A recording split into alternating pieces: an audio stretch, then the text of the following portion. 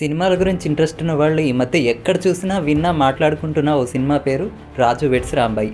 ఇల్లందులో జరిగిన real story ఆధారంగా cinema తీసిర్రట. ఏముందయ్యా అంతగా ఈ సినిమాలా అనుకుంటూ నేను మా ఫ్రెండ్ భానుగడు పోయిన సినిమాకి.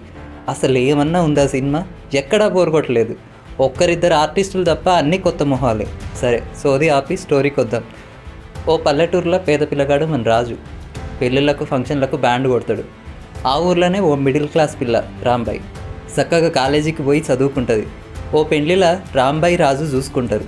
ఇక తొలి చూపులోనే లవ్ అన్నట్టు. పిల్ల తండ్రి ఎంకన్న ఓ కాలు అవిటిది హాస్పిటల్ కాంపౌండర్. గాయంత గవర్నమెంట్ కొలువు చూసుకొని ఓ గర్ర. బిడ్డకు ఆయన తిరగనే గవర్నమెంట్ కొలువు చేసేటోడే కావాలనే ఆశ. రాజు రాంబాయిల ప్రేమ గురించి ఓ రోజు ఆయంత పిల్ల తండ్రికి తెలవనే తెలుస్తుంది. ఇక చూడు, రాజు వాళ్ళ ఇంటి మీదకు పోయి లొల్లి చేస్తాడు. ఊర్లో ఇజ్జత్ పోయిందని రాజు తండ్రి బల్మీకి పానం తీసుకుంటాడు. ఇక లవ్వు గివ్వు పక్కన పెట్టి రాజు పట్నం పోతాడు. కానీ 4 వద్దులకే మళ్ళీ ఇంటికి వస్తాడు. రాజు వచ్చిందన్న విషయం తెలిసి మన రాంబాయి ఏకంగా రాజు ఇంట్లోకే పోతుంది. సావైనా బతుకైనా నీతోనే అంటది. కడుపు వస్తే అట్లనన్నా పెళ్ళి కొప్పుకుంటారేమోనని ఇద్దరు తొందరపడతారు. కుంటెంకన్న బిడ్డ కడుపు తీయిస్తాడు కానీ రాజుతో మాత్రం పెళ్లి చేయను అంటాడు. రాంబాయికి వచ్చిన సంబంధం రాజు జడగొట్టినన్న కోపంతో ఎంకన్న ఓ నిర్ణయానికి వస్తాడు. ఇక్కడుంటుందయ్యా అసలు ట్విస్ట్.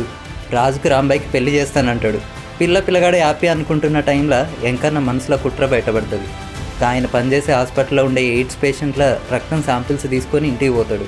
బిడ్డ నీరసంగా ఉందని సూది మంది ఇస్తే మంచిగా అవుతుందని చెప్పి గాయంతా ఆ సూది మంది రాంబాయికి వేస్తాడు. ఈ సంగతి ఊరంతా తెలుస్తుంది.